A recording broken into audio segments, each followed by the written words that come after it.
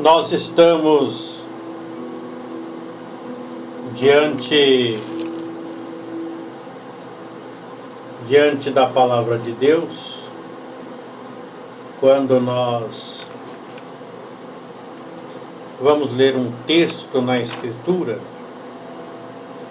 no Evangelho de São Marcos, no capítulo 16. São Marcos, no capítulo 16 da palavra de Deus, que fala sobre a ressurreição de Jesus Cristo. A palavra que fala sobre a ressurreição de Jesus Cristo.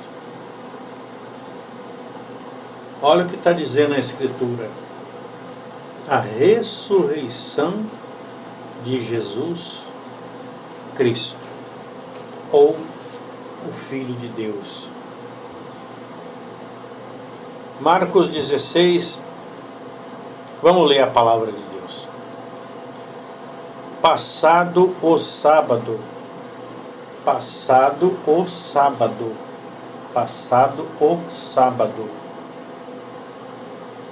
Maria Madalena, Maria, mãe de Tiago e Salomé, compraram aromas para irem embalsamá-lo. E muito cedo, no primeiro dia da semana, ao despontar do sol, muito cedo, foram ao túmulo. Dizia uma às outras: quem nos removerá a pedra da entrada do túmulo?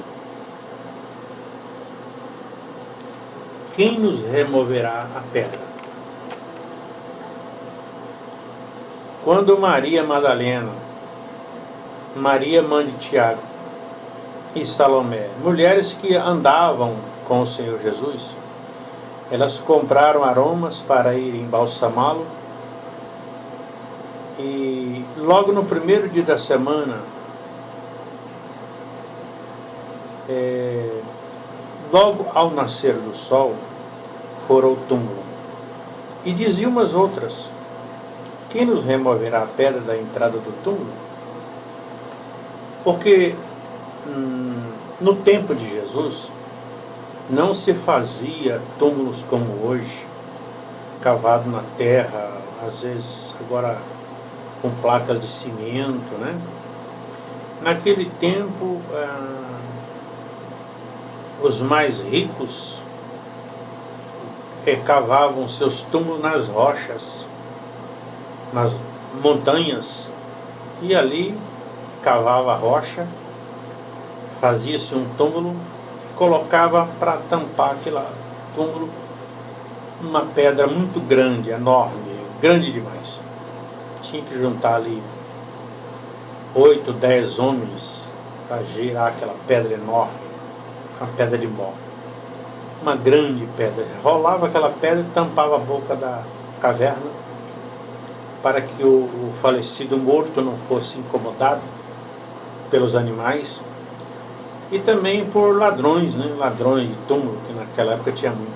Morria-se ricos com suas vestes caras, e os ladrões invadiam os túmulos e roubavam os mortos, seus bens. Quando não, animais selvagens entravam nas covas e se alimentava dos cadáveres dos mortos. Então, o costume de abrir na rocha era um costume reservado aos mais ricos que tinham posses, mandava fazer. E José de Arimaté era um membro do Sinédrio, era um homem importante, muito rico, e ele tinha mandado fazer um túmulo na rocha, certamente para ele, né? Um túmulo muito bem feito, uma pedra de entrada muito pesada, muito grande, onde mais de 10 homens tinham que girar aquela pedra com muita força. E quando o Senhor Jesus, para cumprir a Escritura e a palavra de Deus, que dizia que o Cordeiro de Deus ia ser imolado seu sangue derramado pelo pecado do mundo. Jesus já havia sido morto na cruz. E José de Arimateia foi direto a Pilatos, o imperador, e disse: olha, aquele Nazareno morreu lá na cruz e eu quero o corpo dele para mim. O Pilatos ficou admirado, chamou o comandante e falou: escuta, mas já morreu? Já, sim senhor, morreu. Está morto? Tem certeza? Tem. Tá bom. Chamou José: José, pode ficar com o corpo para você. A Bíblia fala que José comprou um lençol muito de linho, muito fino, muito bonito, e ele baixou o corpo da cruz. José, um senador da República, um homem importante, reuniu-lhe algumas pessoas e baixou o corpo da cruz, envolveu no lençol que ele havia comprado e depositou num túmulo que tinha aberto uma rocha. O túmulo estava aberto. Ele colocou Jesus lá e rolou uma pedra muito grande para a entrada do túmulo. Mas quando eles foram colocar Jesus lá, Maria Madalena e Maria, mãe de José, observavam onde ele tinha sido colocado. E passado o sábado, terminou o sábado, Maria Madalena, Maria, mãe de Tiago e Salomé, comprou aromas, como eu já disse antes, e foram muito cedo para embalsamar o corpo do Senhor Jesus. E a preocupação deles era: quem vai remover a pedra? A preocupação de hoje é: quem é que vai remover a pedra para abrir o túmulo? Mas quando eles chegaram lá, e eles viram que a pedra já estava removida, e a Bíblia fala que ela era muito grande. E eles olhando e viram que a pedra já estava removida e ela era muito grande. E entrando no túmulo, viram um jovem assentado ao lado direito, vestido de branco, e ficaram surpreendidas e atemorizadas. Eu vou repetir. Entrando no túmulo, viram um jovem assentado ao lado direito, vestido de branco, e ficaram surpreendidas e atemorizadas.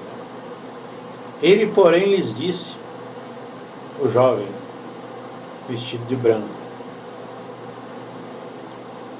esse jovem vestido de branco, embora para nós soa estranho, né? O que um jovem vestido de branco está fazendo no túmulo? Mas aquele jovem vestido de branco nada mais era do que um anjo de Deus.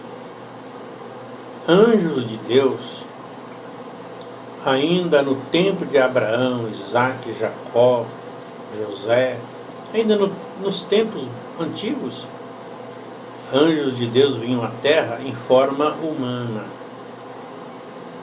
Ainda hoje, anjos de Deus vêm à terra em forma humana. Eu creio nisso. Eu mesmo já tive muitas e outras e várias experiências que eu creio que não eram homens, mas eram anjos de Deus. Eu já tive várias experiências e isso me lembra uma certa época, muitos anos atrás. Eu tinha uma caminhoneta e eu e a minha esposa, Joana Dark, estávamos olhando um loteamento numa cidade chamada Barra do Garça, lá no Mato Grosso do Norte. E esse loteamento ficava num areal muito grande. E você que é motorista sabe que quando um carro cai no areião, as suas rodas giram, o eixo pega na areia, acabou, não sai mais dali. E nós estávamos num local ermo, um local longe da cidade, um loteamento afastado, quando de repente a caminhonete entrou no areião e ela sentou o eixo na areia e não tinha quem tirava. simplesmente seria impossível, para tirar ali só com um trator puxando. Eu estava de fora da caminhonete, falei para a Joana, minha esposa, eu falei, olha, como é que nós vamos sair daqui? Nós olhamos para a direita, para a esquerda, para todos os lados, não tinha uma viva alma. Era um lugar plano e a gente não enxergava ninguém. E nós ficamos ali por uns 5 minutos, em espírito de oração, pensando como é que nós vamos sair daqui. De repente, sem nenhuma explicação, alguém falou atrás de nós, e aí pessoal, tudo bem? Nós olhamos, tinha 3 homens fortes, 3 homens fortes. Aí tudo bem? Eu digo, olha, tá tudo bem, só estamos atolados aqui. Eu falei, olha, entra na caminhonete aí que nós vamos empurrar para você e ajudar você a sair daqui. Eu falei, muito obrigado. E aqueles 3 homens pegaram na traseira da caminhonete, eu dei a partida e eles empurraram e eu saí com uma facilidade assustadora. E eles me empurraram a caminhonete por uns 4, 5 metros, até que nós entramos num lugar firme. Quando a caminhonete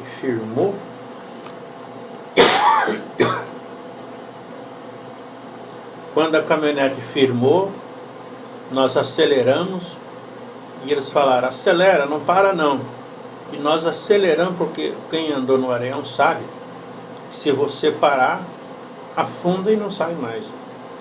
E eu botei o braço para fora, agradeci e acelerei, porque não podia parar. Eu acelerei mais ou menos 10 metros, quando a Joana olhou para ela e falou assim, cadê os homens? Eu falei, o quê? Eu falei, cadê os homens? Eu olhei no retrovisor, não vi ninguém. Eu fui tocando a caminhonete devagar, coloquei a cabeça para fora, olhei para trás, não tinha uma viva alma. E eu creio que aqueles 3 homens, para minha fé, eram anjos de Deus, porque ali não tinha ninguém, não tinha nada para nos socorrer, a não ser a mão de Deus. E aquele jovem de branco estava ali dentro do túmulo, e elas ficaram surpreendidas, atemorizadas. E ele, porém, o anjo falou, olha, não tenha medo, né? Buscai a Jesus o Nazareno. Olha o que ele disse. Buscai a Jesus o Nazareno, que foi crucificado. Ele ressuscitou, não está mais aqui. Vede o lugar onde o tinham posto. Olha o que o anjo falou. Olha bem o que o anjo disse. Não vos atemorizei. Buscai a Jesus o Nazareno, que foi crucificado. Ele ressuscitou, não está mais aqui. Vede o lugar onde tinha posto. Jesus havia dito para os seus discípulos, para os seus apóstolos, que ele ia morrer e que ele ia ressuscitar. E de fato, o anjo disse, ele ressuscitou, não está mais aqui. Vede o lugar onde o tinham posto. Mas ide, dizei aos seus discípulos e a Pedro, presta atenção nesse detalhe, dizei aos seus discípulos e a Pedro, especificamente, diz aos seus discípulos e fala com Pedro, que ele vai adiante de vós para a Galiléia. Lá o vereis, como ele vos disse. Ide dizer aos discípulos e a Pedro que ele vai adiante de vós para a Galiléia, e lá o vereis, como ele disse. Saindo elas, fugiram do sepulcro, porque estavam possuídos de temor, com muito medo, e assombrados. E com medo, nada disseram a ninguém. Ficaram com medo, ficaram caladas. O que elas iam dizer? Que Jesus não estava lá, quem removeu a pedra, ninguém ia acreditar no que elas falavam. E a palavra fala que Jesus apareceu primeiro para Maria Madalena. havendo ele ressuscitado de manhã cedo, no primeiro dia da semana, apareceu primeiro a Maria Madalena, da qual expelira 7 demônios. Maria Madalena era uma endemoniada. Ela tinha 7 demônios. E ela era uma mulher extremamente perturbada, endemoniada, pecadora e prostituta, que havia sido salva por Jesus. Havia sido curada, havia sido libertada. Maria Madalena se tornou uma serva de Deus e andava com Jesus e o servia com os seus bens e ajudava no Evangelho. Jesus tinha expelido, colocado para fora 7 demônios.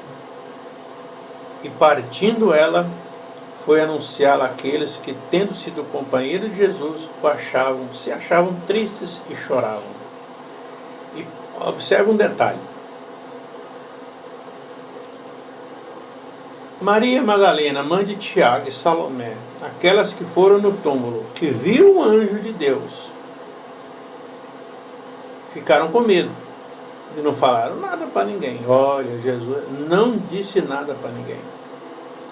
Maria Madalena, já corajosa, havia sido libertada, ela sabia que Jesus era o libertador, porque ela mesma era endemoniada, foi liberta. E partindo ela, mas antes de falar dela, eu quero falar sobre 7 demônios. Ainda hoje, pessoas não creem que há demônios, o que é lastimável, porque a palavra de Deus é muito clara. Jesus veio expulsar demônios. Lá na frente você vai ver isso. E partindo ela corajosa, imediatamente foi anunciar àqueles que tinham sido companheiros de Jesus, se achava triste e chorava. Os discípulos, os seguidores de Jesus, estavam chorando desde a sua morte, desde a chamada sexta-feira, desde a chamada tarde triste, que eles viram Jesus morrer na cruz. Eles estavam chorando desesperados, porque a esperança deles tinha acabado. Eles viram Jesus morrer na cruz e pensaram: acabou. Nós seguimos ao Mestre, mas ele morreu, agora acabou. Embora Jesus tinha dito: o Cordeiro de Deus será sacrificado. O sangue dele derramado na cruz para salvar a humanidade e perdoar pecados. Ele havia explicado: olha, eu vou morrer numa cruz, vou derramar meu sangue pela salvação sua. Eu sou Jesus, Filho de Deus vivo, eu sou o próprio Deus. Eu estou dando a minha vida por vocês. Ele explicou isso com bastante clareza. Mas ele morreu. E eles viram Jesus morrer. Aquilo deixou eles desesperados e sem esperança. Maria Madalena foi anunciar, chamou os discípulos: olha, Jesus apareceu para mim. Como? Jesus apareceu e me mandou dizer para vocês: não se preocupem, porque ele vai adiante de vós para a Galiléia. Eles estavam chorando, triste. Maria Madalena chegou, deu notícia. E eles, ouvindo que ele vivia e que fora visto por ela, não acreditaram. Ora, que me perdoe, mas eu também não acreditaria. Porque nós, seres humanos, nunca vimos alguém ressuscitar da morte. Nós sabemos que a morte é o fim de tudo.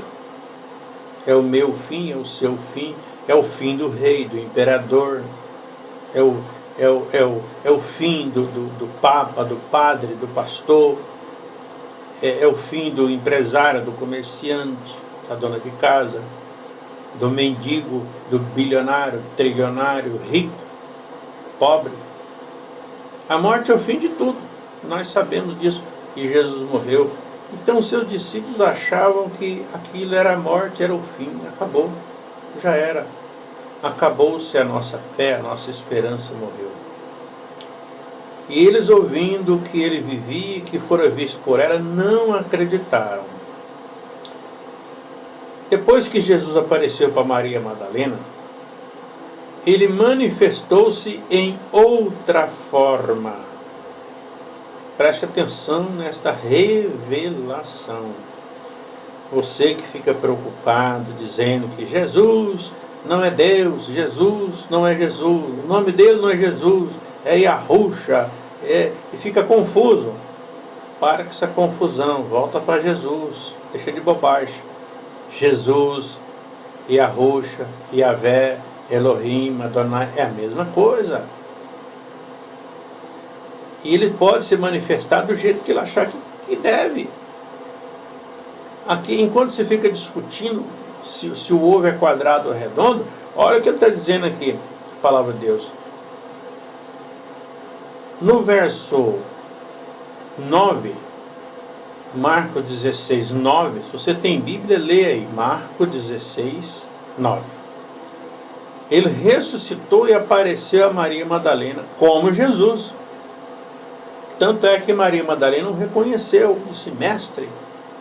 Ele disse: não se aproxime e não toque em mim, porque ainda não subi para meu Pai. Então, ele apareceu para Maria Madalena como ela sempre era. Mas no verso 12,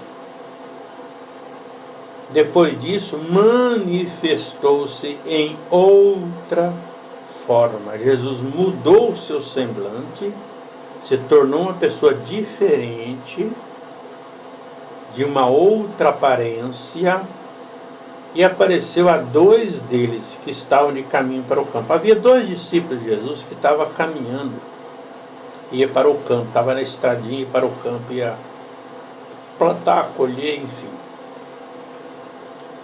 Indo, eles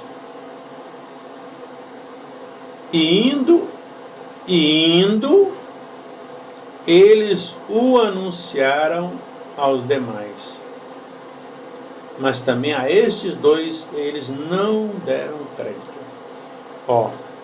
Manifestou-se em outra forma a dois deles que estavam de caminho. Dois discípulos dele estavam no caminho. E indo, eles o anunciaram aos demais.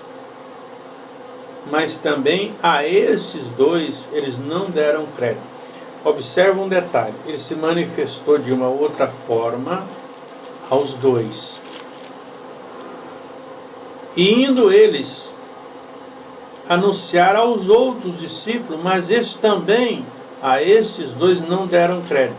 Eles não acreditaram em Maria Madalena e não acreditaram nesses dois discípulos. Eram três já. E finalmente, eu quero repetir essa palavra.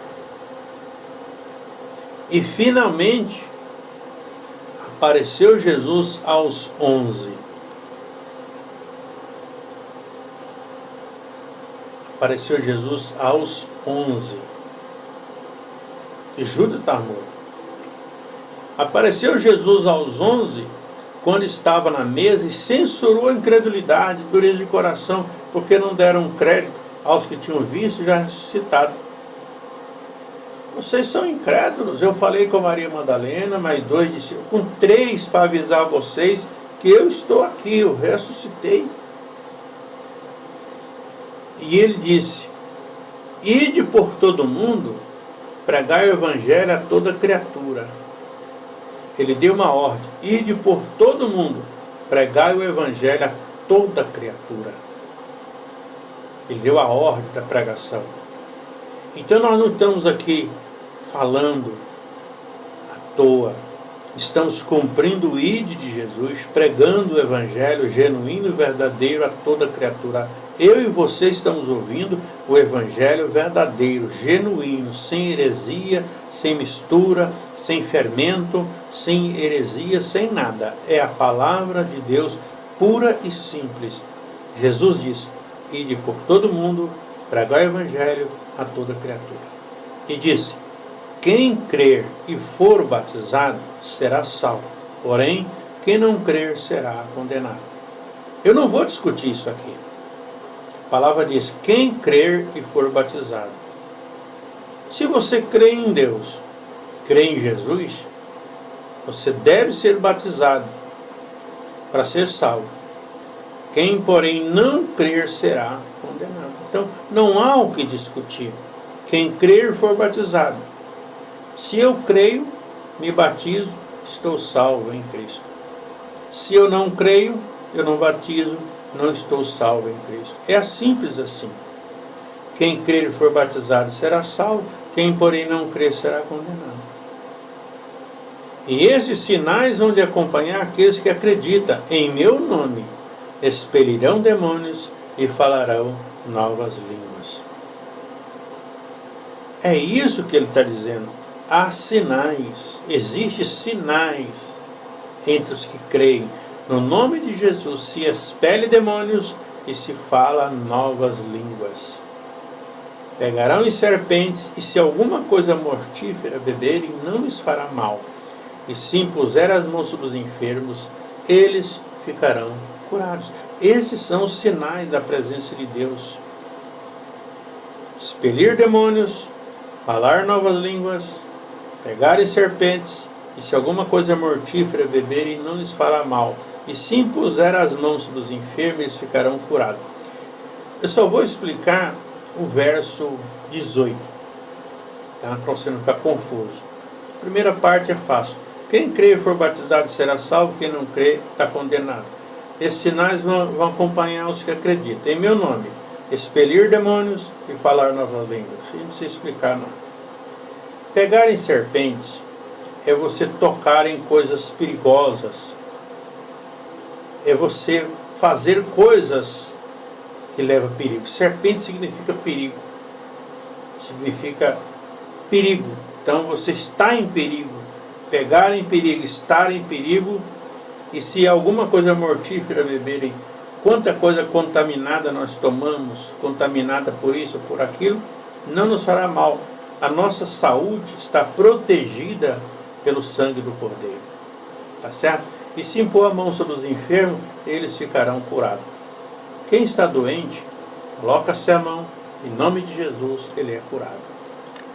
Que o Espírito Santo fale mais profundamente ao seu coração e que o Espírito Santo te revele a palavra de Deus. E nós voltamos na próxima mensagem.